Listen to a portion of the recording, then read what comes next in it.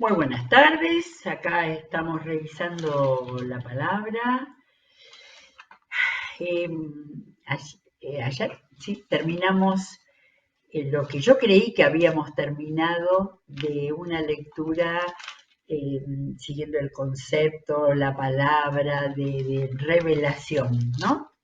Y después siguiendo empecé a buscar y a encontrar no solamente pasajes donde estuviera la palabra, sino eh, donde hubiera todo ahí un desarrollo o una muestra o un incidente donde podíamos ver lo que significaba la revelación. Y como empezamos hablando de la revelación de Dios desde la naturaleza, desde la palabra de Dios, la Biblia, y fundamentalmente por Jesucristo, creo que se abre un abanico, ¿no?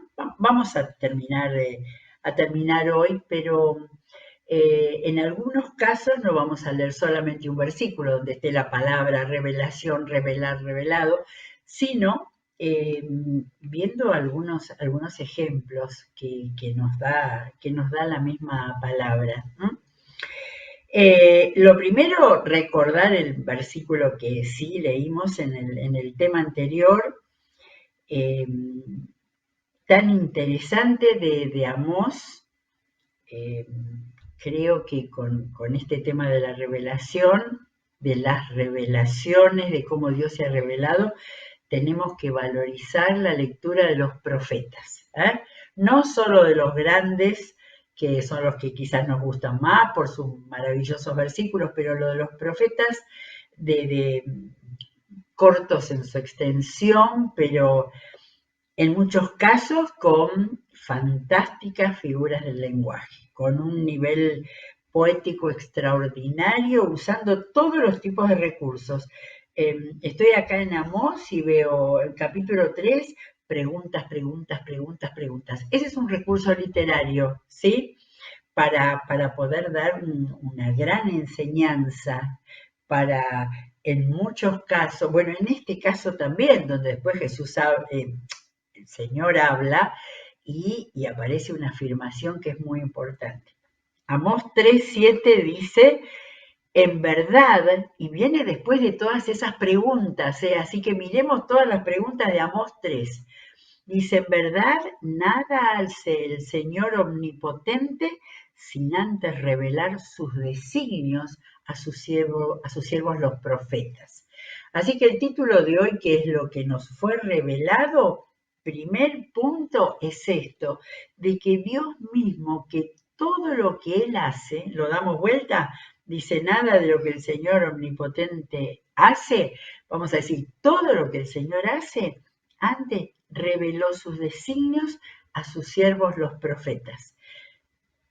A partir del siglo I lo reveló a partir de Jesucristo y sus apóstoles, ¿eh? Pero antes en el Antiguo Testamento esta validación, Dios anunció sus designios a través de los profetas. De manera que fantástica esta afirmación que tenemos en el libro de Amós. Qué ganas me da de leer pronto Amós nuevamente, analizando todas sus expresiones y sus referencias, porque no es solo leerlo así rápidamente los profetas, sino buscar en las referencias para poder entender algunos puntos. Bueno, y entonces para arrancar hoy con la revelación, encontré, y ahí esto que estoy diciendo, de buscar un suceso que hubo en relación con una revelación. Y vamos a ir a Daniel capítulo 2, nada menos, ¿eh? Capítulo 2 vamos a leer, a ver si desde el 24 o vamos a leer antes. No, vamos a leer desde el 24. Daniel en relación con el rey, en relación con, a partir del lugar tan importante que él y sus amigos lograron en Babilonia para ser considerados sabios, ser considerados los que tenían, bueno, lo que dice acá, no lo voy a adelantar. 2:24 de Daniel, entonces Daniel fue a ver a Arioc, a quien el rey le había dado la orden de ejecutar a los sabios de Babilonia, y le dijo, no mates a los sabios babilonios, llévame ante el rey y le interpretaré el sueño que tuvo. ¿Qué coraje tuvo Daniel? No, perdón. ¿Qué fe tuvo Daniel para decir, yo le voy a revelar? Y no sé si a esa altura ya se lo había revelado o él estaba expectante a que el Señor lo revelara. Inmediatamente Arioc condujo a Daniel a la presencia del rey y le dijo, entre los exiliados de Judá he hallado a alguien que puede interpretar el sueño de su majestad. El rey le preguntó a Daniel, a quien los babilonios le habían puesto por nombre Belsasar, ¿puedes decirme lo que vi en mi sueño y darme su interpretación? De manera que ni siquiera le da el sueño a Daniel. Había una necesidad de revelación completa. Daniel era un profeta, pero más que nada era un siervo de Dios que escuchaba al Señor y que recibía revelación del Señor. Porque ahora viene lo que pasó. A esto Daniel respondió, no hay ningún sabio, ni hechicero, ni mago o adivino que pueda explicarle a su majestad el misterio que le preocupa. Pero hay un Dios en el cielo que revela los misterios. Pienso humanamente, qué coraje Daniel. Por supuesto que el rey ya iba a matarlos a todos porque no le habían podido descifrar el sueño. Pero lo primero que hizo Daniel fue testificar del Señor.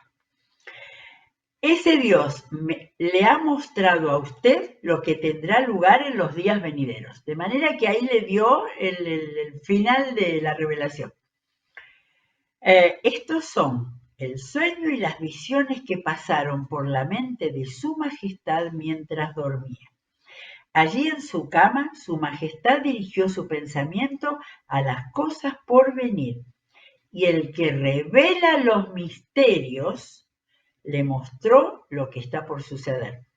Por lo que a mí toca, este misterio me ha sido revelado, no porque yo sea más sabio que el resto de la humanidad, sino porque su majestad, para que su majestad llegue a conocer su interpretación y entienda lo que pasaba por su mente. Es como para hacer un análisis, una mirada no apurada, La humildad, la claridad, la definición total y tan firme para decirle Dios. Es el que sabe todas las cosas y Dios ha revelado. En sus sueños su majestad veía una estatua enorme de tamaño impresionante y de aspecto horrible. La cabeza de la estatua era de oro puro. No lo voy a leer todo porque si no, no alcanzamos. Por favor, acá dejamos para seguir leyendo. El que no lo leyó nunca o no lo recuerda, la descripción que le hizo Daniel del sueño y la terrible interpretación que Dios le dio. De manera que esto a modo de introducción, mostrando cómo la revelación la dio el Señor a través de los profetas y permitió que llegara al trono de la majestad más importante de ese tiempo, que era Nabucodonosor, el rey de los caldeos en Babilonia. Bueno, vamos a seguir con otros temas más específicos que encontré en algunos con relatos como en este caso, ¿no? Bueno, primero vamos a hacer a los discípulos del Señor, a los maravillosos escritores de la mayor parte del Antiguo Testamento. Primero el apóstol Pablo. No, creo que tenemos todo.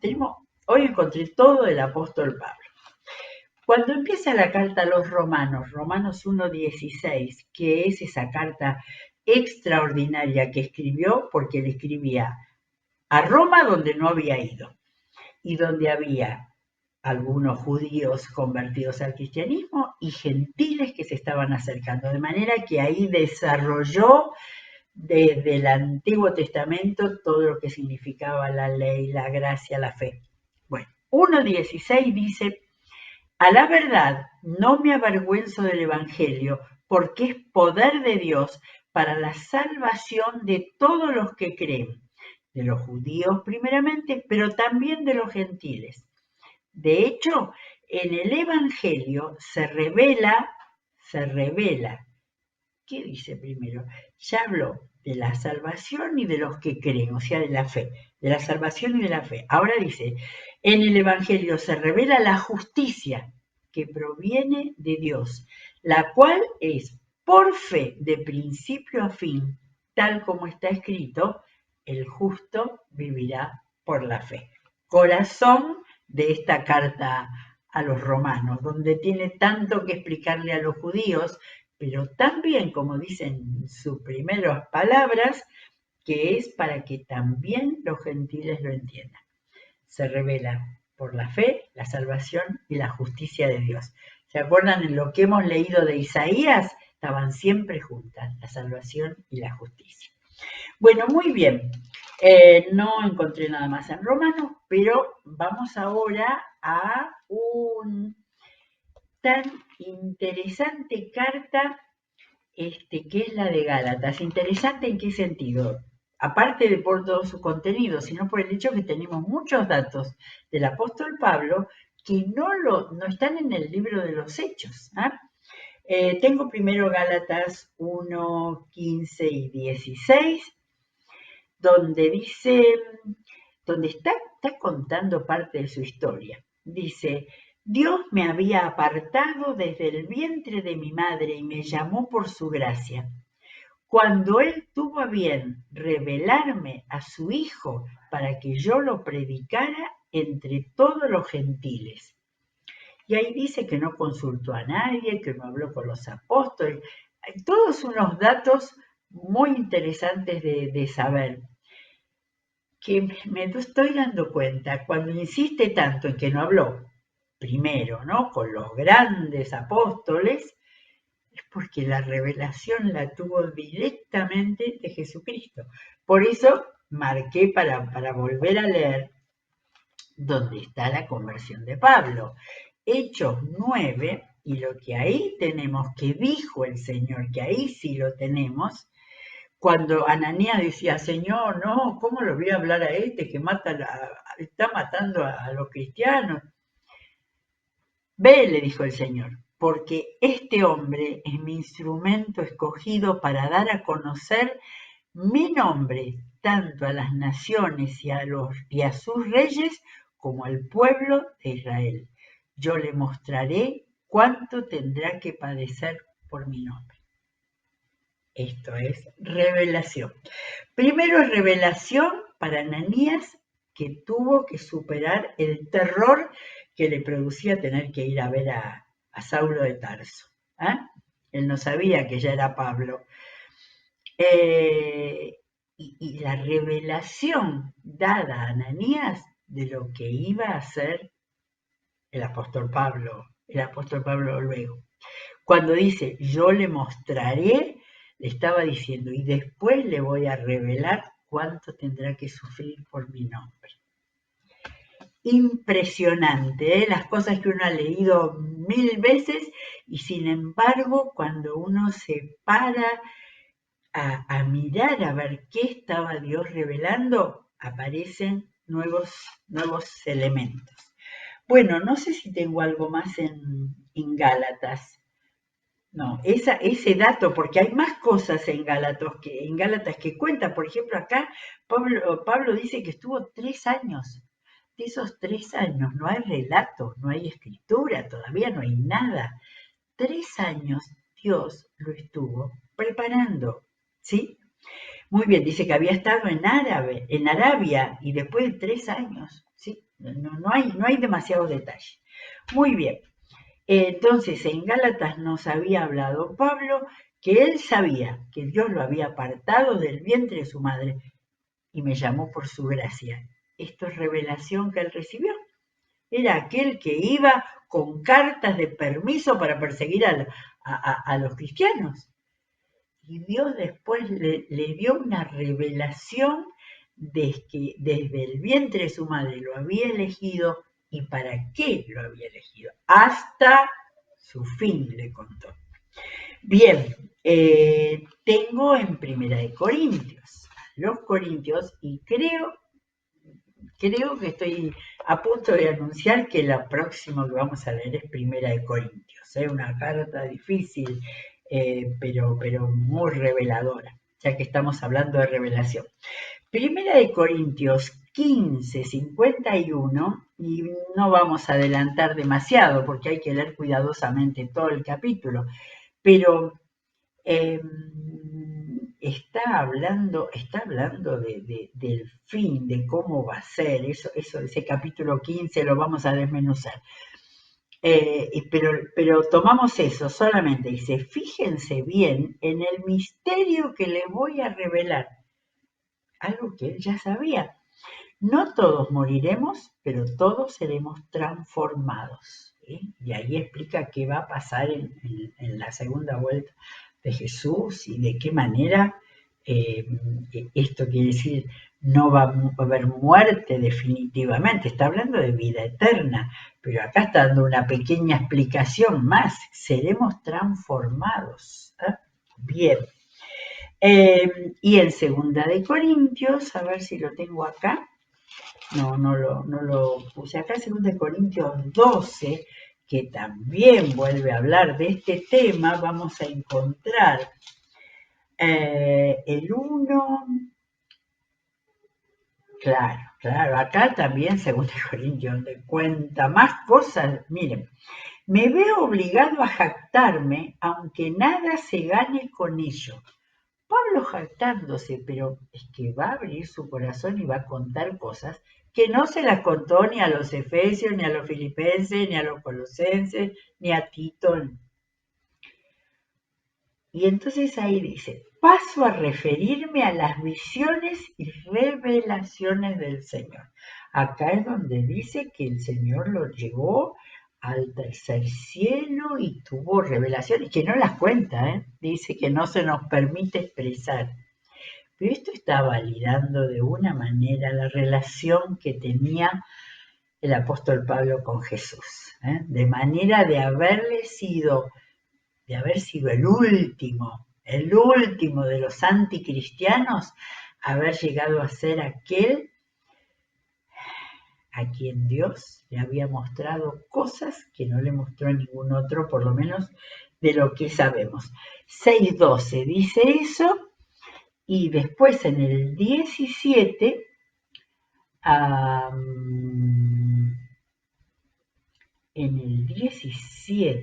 dice, fui a verlos, acaso se aprovechó. No es exactamente una revelación, así que lo dejo porque son esas charlas que tiene el apóstol con las iglesias a las que manda, donde dice, si alguien se aprovechó de ustedes, no era eso. De todas maneras, y todos estos capítulos últimos, tanto de Primera de Corintios como de Segunda de Corintios, está toda la idea esta de revelaciones. Muy bien. Eh, pero ahora, algo práctico, que también lo descubrí buscando este tema de cómo Dios se había seguido revelando en el Nuevo Testamento. Para nada habla de revelación, pero fíjense si esto no es la revelación clarísima que el apóstol Pablo había recibido. Cuando les enseña, Efesios 6, cuando les enseña a los efesios a armarse contra el enemigo, en 6, del 10 hasta el 17, y muestra toda la armadura del cristiano, yo creo que siempre nos hemos fijado en los detalles de la armadura, ¿no es cierto? Pero donde me paré es algo que solamente por revelación de Dios lo tenía Pablo. Cuando dice 6:12, porque nuestra lucha no es contra seres humanos, sino contra poderes, contra autoridades, contra potestades que dominan este mundo de tinieblas, contra fuerzas espirituales malignas en las regiones celestiales. Creo que hoy entendí por primera vez no lo tenía en su teología Pablo. Era un judío, había sido un judío estricto y seguramente sabía todas las leyes de memoria. Pero esto le fue revelado Jesucristo. Se lo fue revelado Jesucristo directamente. El mundo demoníaco estuvo acá como en ningún otro lado de la palabra, estuvo revelado para saber de qué manera no era un diablito con cola y cuernos, eran potestades, y vuélvalo cada uno a leer, que dominan este mundo de tinieblas en las regiones celestes. De manera que después de todo lo que hemos leído, ¿no? En Gálatas, en Corintios, acerca de lo que él habla, que el Señor le dio grandes revelaciones, pero acá está. Si un cristiano tiene que armarse, es porque tiene que luchar contra estos poderes. Bueno, y creo que no tengo nada más. En lo que Pablo abrió su corazón para decirle a los hermanos de las distintas de las distintas iglesias que él había evangelizado. A los romanos, a quienes todavía no había él, por lo menos él directamente evangelizado. Y entonces, bueno, vamos, la último ratito que tenemos, vamos a hablar de las revelaciones que hay en Jesús. Claro, tendríamos que leer gran parte eh, de los evangelios, porque en ellos tenemos lo que lo que el Padre le dio. Pero bueno, encontré algunos pasajes. El primero que quiero leer es donde Dios se reveló a personas, y ahí vamos a Lucas 2. Lucas 2, había nacido Jesús y ya Lucas nos lo contó con todo detalle, por eso se dice que María puede haber sido directamente la informante, no sé si de todo el Evangelio, pero por lo menos del capítulo 2 del nacimiento y del 1 con todas las revelaciones que había tenido, ¿no es cierto? Su prima María, la prima de María, María misma, Zacarías, pero ahora tenemos el último que recibió una revelación. 2:25, ahora bien, cuando habían llevado a Jesús a presentar al varón primogénito, para cumplir con la ley. Ahora bien, en Jerusalén había un hombre llamado Simeón que era justo y devoto y aguardaba con esperanza la redención de Israel. Justo, devoto y sabía las profecías del Mesías. El Espíritu Santo estaba con él y le había revelado que no moriría sin antes ver al Cristo del Señor. Movido por el Espíritu, no solo lo sabía porque el Espíritu se lo decía, sino que también el Espíritu lo movió a ir al templo. Cuando al niño Jesús lo llevaron sus padres para cumplir con la costumbre establecida por la ley, Simeón lo tomó en sus brazos y bendijo a Dios. Era tal su convicción, su fe, que hasta pedía a los padres que lo tomaran en brazos. Yo no sé si se acostumbraba mucho que a un desconocido le dieran el bebé recién nacido. ¿Qué hizo? Lo bendijo. Y hoy me di cuenta con qué lo bendijo. Según tu palabra, soberano Señor, ya puedes despedir a tu siervo en paz, porque han visto mis ojos tu salvación. Testimonio personal de él. Y sigue. Tu salvación, que has preparado a la vista de todos los pueblos, luz que ilumina las naciones y gloria de tu pueblo Israel. Miré las referencias y ¿qué eran? Isaías 42, Isaías 49, el primer canto y el segundo canto del Mesías que hemos leído hace muy poco tiempo. Miren la manera.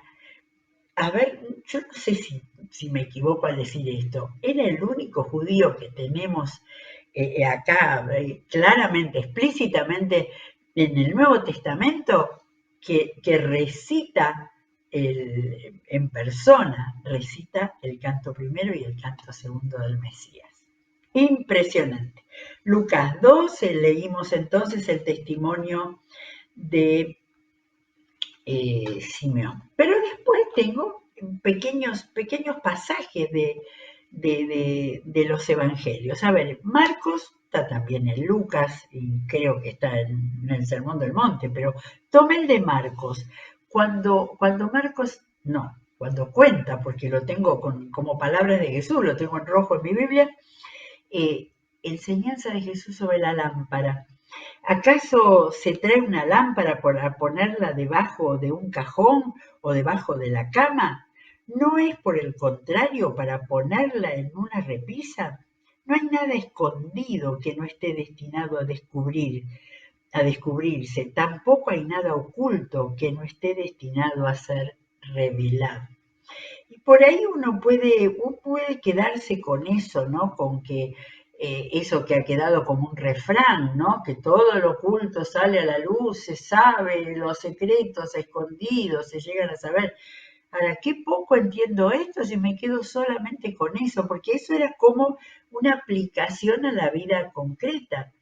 Pero Jesús estaba hablando cuando Él se autodenominó ser la luz del mundo, pero Él le estaba diciendo a ellos que tenían que ser luz y que como luz, a ellos y a nosotros, y que como luz no tenemos que estar guardados, escondidos, tapados. Sí, Jesús estaba diciendo que la luz tiene que estar puesta en una repisa porque así como todo lo escondido sale a la luz, acá me estoy dando cuenta que todo lo escondido que tenemos nosotros los hijos de Dios tiene que salir bien visible, en palabra, en hechos, en actitudes, en estilo de vida. Todo eso es la luz que un cristiano tiene que desparramar a su alrededor y no quedar escondido de ninguna manera. Impresionante. Y después en Juan, y después encontré varias cosas en Juan. Por ejemplo, en Juan 3, acá hay algo que, después que Jesús habló con Nicodemo, tenemos todo como si fuera, es decir, lo que, después del relato de Nicodemo, todo lo que pasó con Juan el Bautista, que dio permanentemente testimonio de lo que Jesús iba a hacer. ¿Qué estaba haciendo? Estaba revelando lo que iba a hacer, que venía el Mesías y todas las cosas que él iba a hacer. Y después sigue en el versículo, creo que vale la pena leer el final de ese capítulo 3, que Juan, no el Bautista, sino Juan, sigue explicando, ¿no? Pero sigue explicando a partir del testimonio que había dado Juan el Bautista. El que viene de arriba está por encima de todos. El que es de la tierra es terrenal y de lo terrenal habla. El que viene del cielo está por encima de todos y da testimonio de lo que ha visto y oído, porque viene del cielo, de lo que ha visto y oído en el cielo. Pero nadie recibe su testimonio. Y el que lo recibe certifica que Dios es veraz, de veracidad. El enviado de Dios comunica el mensaje divino, pues Dios mismo le da su espíritu sin restricción. Y acá otra vez una nueva descripción de la Trinidad, el Padre, el Hijo y el Espíritu Santo. Acá me marqué mi Biblia nuevamente. En estos días, en las lecturas de estos días, 2 nuevas menciones a la Trinidad. Y sigue diciendo, entiendo que Juan, porque lo otro era parte de la explicación del testimonio y del mensaje que daba Juan el Bautista a todas esas gentes que bautizaba. En el 35 dice, el Padre ama al Hijo y ha puesto todo en sus manos. El que cree en el Hijo tiene vida eterna, pero el que rechaza al Hijo no sabrá lo que es esa vida, sino que permanecerá bajo el castigo de Dios. Acá está el fin para los que no conocen a Dios, para los que no tuvieron a nadie que les diera la luz del Evangelio. Bueno, acá termina el capítulo 3, pero tengo más. Juan 6:35, por ahí me parece que voy a leer más. Mensaje de Jesús directamente. Lo del capítulo 3, entre Juan el Bautista y Juan el escritor del Evangelio, ya venía, y lo que Jesús le había dicho a Nicodemo, ya estaba explicado todo el Evangelio. Es impresionante cómo todo el Evangelio de Juan explica el Evangelio, revela el Evangelio. A ver, ¿qué dijo Jesús en Juan 35? A ver, porque yo después busqué más y quería seguir leyendo todo, cuando fue el mensaje del pan de vida. Y lo dice un montón de veces. Yo soy el pan de vida, declaró Jesús. El que a mí viene nunca pasará hambre y el que en mí cree nunca más volverá a tener sed. Pero como ya les dije, a pesar de que ustedes me han visto, no creen. Todos los que el Padre me da vendrán a mí, y el que a mí viene no lo rechazo, porque he bajado del cielo no para hacer mi voluntad, sino del que me envió. Y vuelve a explicarlo. Y esta es la voluntad del que me envió, que yo no pierda nada de lo que él me ha dado, sino que lo resucite en el día final, completa. Ya otras veces, y eso que hace poco que hemos leído, cuando leíamos de los que se habían opuesto a Jesús, todos estos mensajes, pero él vuelve y vuelve a decirle, seguramente había gente nueva, gente diferente, vuelve a decir, ¿qué es la voluntad del Padre? Que Dios quiere que nadie se pierda y que todo el que reconozca al Hijo y crea en Él tenga vida eterna y yo lo resucitaré en el día final. Miren si esto no es revelación, es completa revelación de por qué había venido, de qué traía. Y después, poco a poco, iba anunciando también, iba revelando el hecho de que para completar su obra, él iba a tener que morir. Tengo algo más, 6:35. Y después, porque con eso lo vamos a terminar, ¿qué le dijo Jesús al Padre en esa oración que tenemos en Juan 17? ¿Dónde está? 17:6 empieza cuando le dice al Padre. Antes estaba haciendo lo que el Padre quiso que él hiciera, ahora se lo está diciendo al Padre. A los que me diste del mundo les he revelado quién eres. Les he revelado quién eres. Eran tuyos, tú me los diste y ellos han obedecido tu palabra.